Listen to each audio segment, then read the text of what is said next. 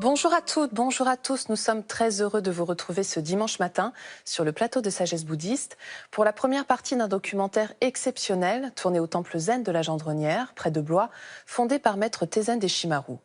En juin dernier, et pendant une semaine, une succession de cérémonies s'y sont déroulées, dirigées par maître Minamizawa Roshi, une personnalité importante puisqu'il s'agit du vice-abbé du temple fondé par maître Dogen, le temple principal de l'école Zen Soto, Eiji. 30 moines avaient fait spécialement le déplacement du Japon afin de transmettre aux nombreux pratiquants français et européens présents ces cérémonies telles qu'elles se déroulent dans leur pays, dont celle de Hojukai, qui est la présentation et l'acceptation des préceptes bouddhistes. Je vous propose de découvrir sans plus attendre ce documentaire réalisé par Michel Bollez.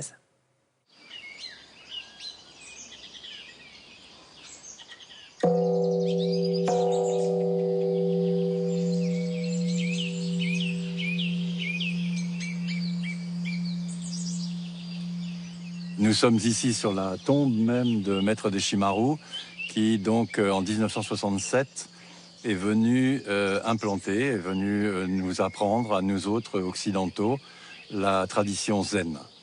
Et dans le cadre de ces cérémonies qui seront importantes, on commence déjà en 2016, et donc on a souhaité faire une cérémonie historique, puisque c'est la première fois qu'elle se déroule en Europe, et qui est donc une cérémonie de Hojukai, donc recevoir les préceptes du Bodhisattva. Le grand maître qui préside l'ensemble de ces cérémonies, c'est maître Minamizawa Roshi, qui est donc le vice-abbé du grand temple de Eiji au Japon, et donc qui nous fait l'honneur de venir en personne alors qu'il est très âgé. Et il est accompagné de toute une série de maîtres éminents qui l'assistent pendant ces 5 jours.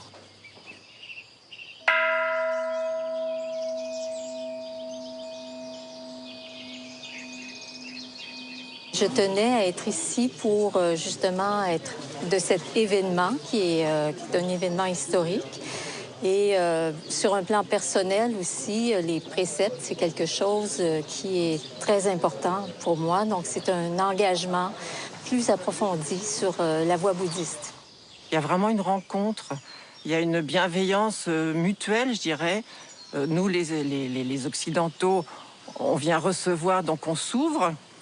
Et je trouve que tous ces maîtres sont vraiment très intéressants et non seulement bienveillants, mais ils nous transmettent pas seulement des formes, ils nous transmettent ce qui se transmet chez eux depuis 800 ans. Nous, ça va faire 50 ans l'année prochaine que ça a commencé.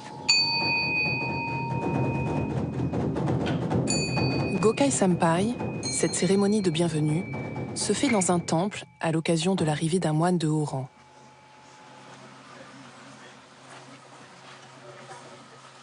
Maître Minamizawa Roshi va rendre hommage au Bouddha en faisant plusieurs prosternations.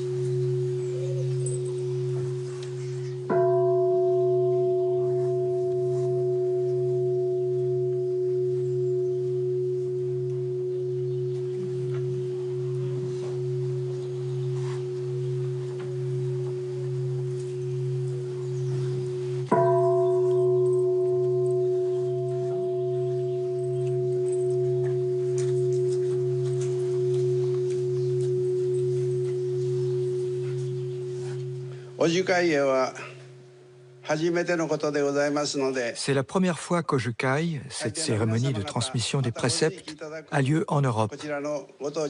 C'est aussi une première pour vous, qui nous faites l'honneur d'y participer. Vous pensez probablement que c'est difficile. Ce n'est pas le cas du tout. Je vous invite à y prendre part en toute quiétude. C'est pourquoi il est souhaitable, pendant ces 5 jours, que vous libériez votre esprit de toute préoccupation de la vie quotidienne pour pouvoir bien suivre les instructions des maîtres ici présents. Je voulais venir à Hojukai pour recevoir les préceptes Et comme c'est une première en Europe, je tenais à y participer. C'est important pour moi. Et c'est quelque chose, c'est un rêve que je réalise parce que ça fait très longtemps que je voudrais entrer dans cette voie-là. Et en fait, plus de 20 ans même.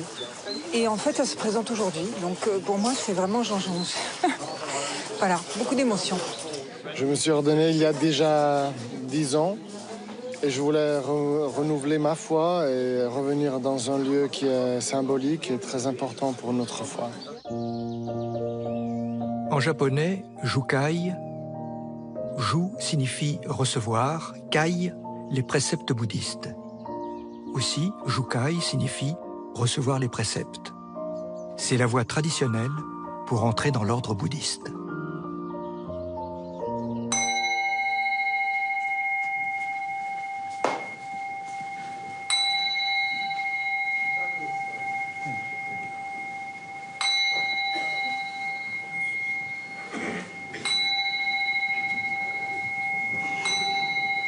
Busorai est la cérémonie de salutation au Bouddha et à tous les patriarches de la lignée.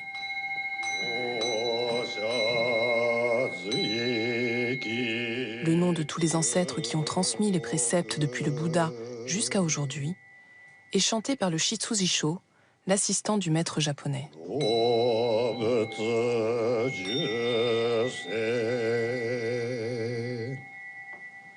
Après chaque nom, l'assemblée se prosterne.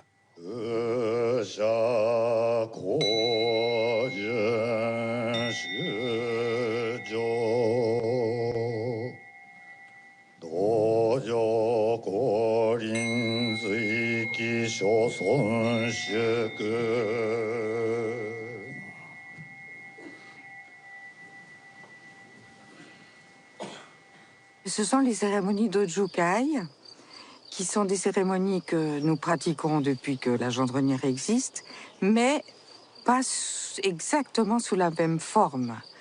Ici, ce qu'on pratique cette fois, c'est un peu un événement historique, puisque on pratique Ojukai dans la version longue, pourrais-je dire. Là, on pratique exactement ce que pratiquent les Japonais dans leur temple à eux. Donc, on reconfronte en quelque sorte ce qu'on vit dans le temple de Vaitarshvila avec une pratique qui est plus purement japonaise.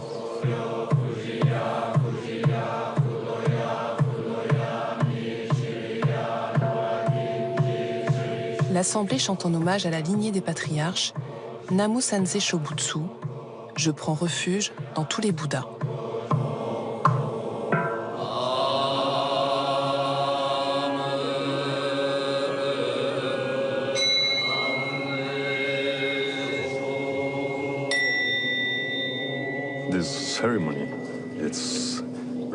Cette cérémonie est vraiment très puissante.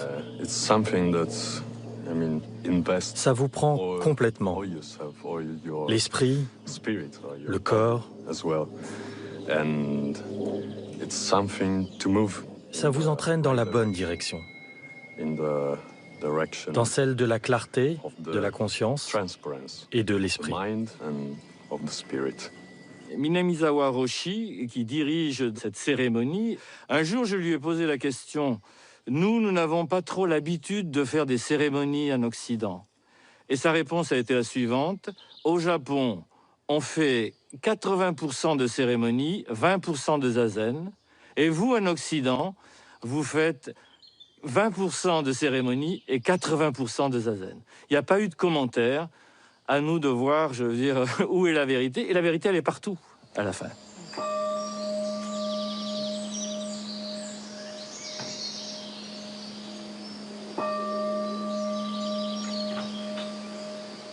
Comme le matin au réveil, les pratiquants se réunissent le soir pour faire zazen, la méditation assise et sans objet, transmise par le Bouddha.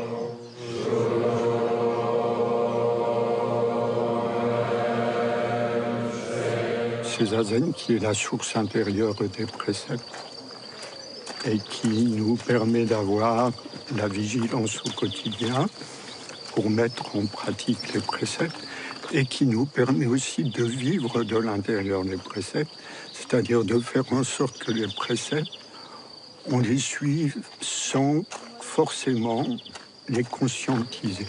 La pratique, elle est sans début ni fin. Et alors, on peut recevoir ces préceptes sans début ni fin. Et on actualise les préceptes tout au long de sa vie. Chaque fois qu'on pratique, c'est l'actualisation des préceptes. C'est le sens, si vous voulez, puisque la source de notre pratique, c'est ce qu'on appelle le zazen, l'assise du Bouddha, la posture de l'éveil du Bouddha. Donc, quand on se met assis en zazen, on continue cet éveil de Bouddha et on continue aussi ces préceptes.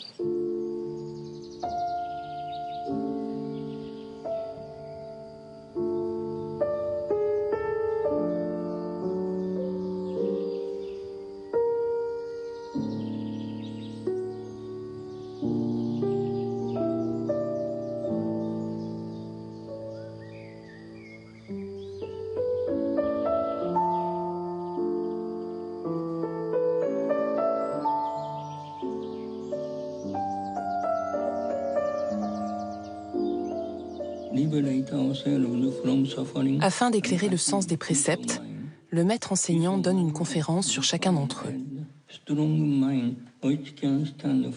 Chaque pratiquant en a la traduction dans sa langue, ce qui lui permettra d'en approfondir la compréhension par un dialogue avec le maître. Ces enseignements répartis sur 5 jours permettent à chacun de comprendre comment pratiquer les préceptes au quotidien en harmonie avec sa véritable nature de Bouddha.